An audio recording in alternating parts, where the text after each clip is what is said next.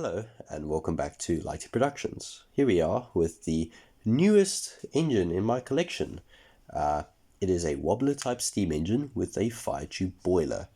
It is meant to burn gas and that's it.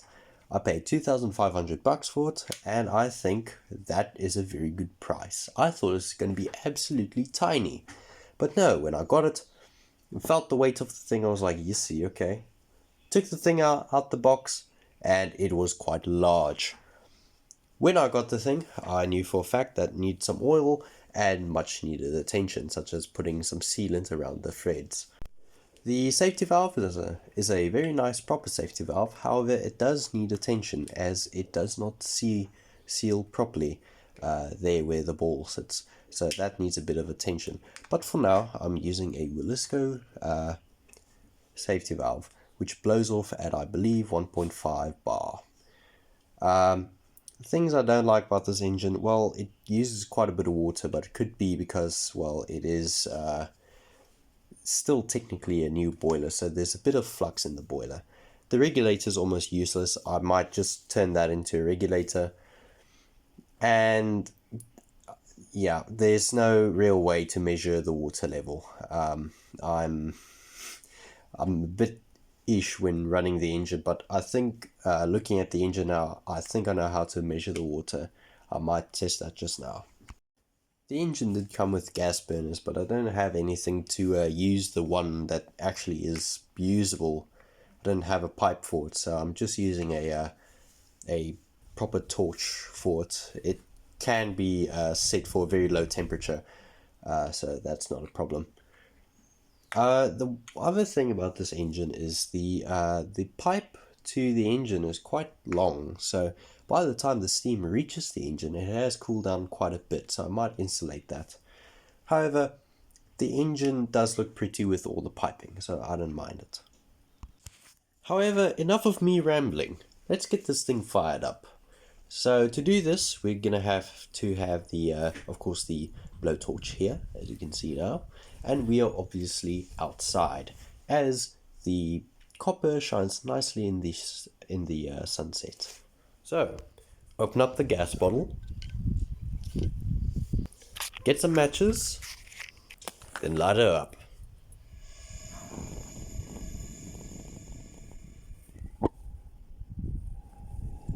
And it would be wise to get the flame to a point where it's hot, but it isn't burning in the chimney, because the chimney will melt. This is normally the time when you will oil the engine, but I did that before the video, as this engine is a bit of a pain to oil up. A problem I did face is the wind blowing onto the boiler, cooling it down. So I'm gonna have to figure out how to make some cladding, but for now we've got a rag.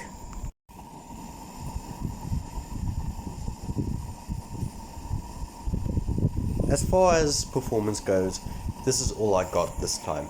However, I am not surprised, as the wind is blowing over the main steam pipes. That is so long. Okay, so I ended up just dumping the pressure and taking the thing inside.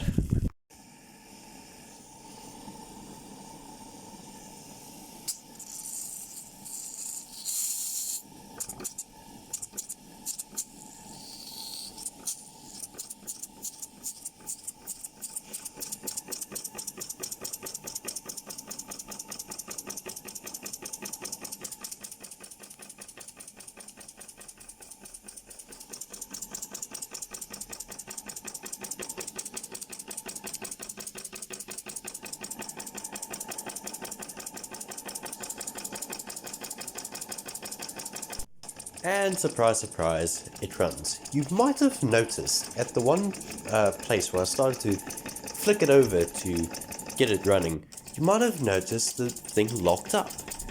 The reason for that is because in its travel, there's a point where it has no admitting steam or exhausting steam.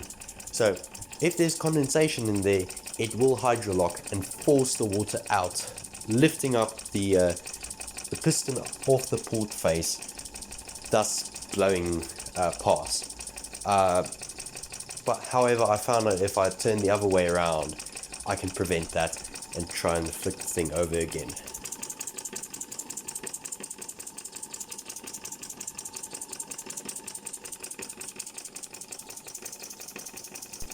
You might have noticed that the engine runs at quite a low speed with the regulator almost fully open. Now, the reason for that is because this engine steams quite poorly, and there's a reason for that. Notice that the jets are shooting directly onto the crown plate. The heat goes directly onto the plate, heating it up properly. However, with the blowtorch, it just goes down the tube, not heating things up properly. So you're just sending the heat through without any problem. It needs to go up against the plate, up to my understanding. From all the times I have run this engine, which is like twice, the safety has never lifted. Not because it's stuck, but because there wasn't really that much steam being generated. However, I do have a solution up my sleeves, and that is putting a choke plate inside the flue tube to force the flame onto the sides of the flue tube, or the crown plate and the side plates, to thus increasing the efficiency. However, the flame temperature is so hot, I think that plate would just vaporize. I should also say that this concept is used in steam locomotives. You have what's called a brick arch that sits over the fire, so the heat can go all over the firebox and not just the tube plate. In the smoke box there are what's called baffle plates or choke plates, I don't know what they're called.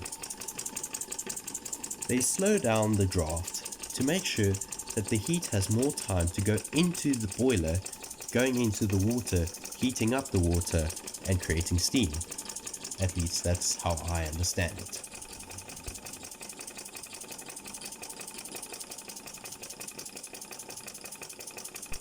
So this is the next day. You might notice that the chimney is rather purple. That's because I tried to bump up the heat to get the safeties to blow off, and as well as getting the performance to increase, which I must say it has. However, the flame started burning inside the chimney, which is not good. Remember the thing I said about slowing down the draft? Well, I took a brass washer, put it on top, and look at that flame just disappearing. Beautiful. You might also notice that I took off the plug on the exhaust port, and that's because up to a certain extent it did limit the performance, so I took that off. And when I lit the fire, I started the timer. We started off with about 120 milliliters of water, so this will take quite a bit. 6 minutes later, the engine was ready to be ticked over. Here you can see me trying to get it starting. Of course, it's a bit hard as there's condensation in the main steam. Not ideal, but we can sort that out easily.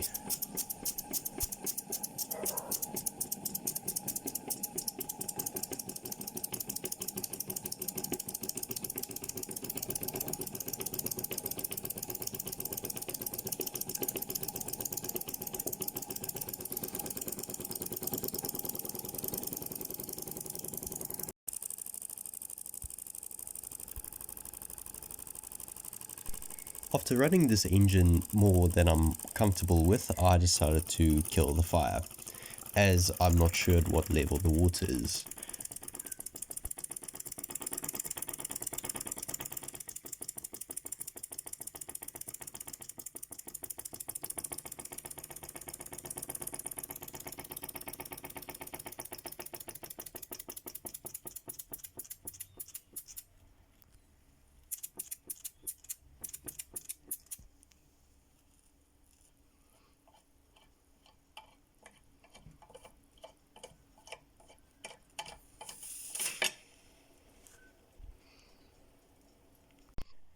When taking off the filler plug, I was again horrified seeing the top of the flue tube, but this is quite normal with this engine. As you see here, this is how much water I put in the boiler, and this is how much we have left. This is from light up to end of run, so that's about 16 minutes. 6 minutes for light up, 10 minutes run time. Here we have the amount of water that I'd put into that boiler before lighting up. Now, notice that the middle circle is of course the flue tube, that is where the fire sits. And this is about the time that I would kill the fire. The top of the flue tube is uncovered, but the rest is still covered in that nice H2O.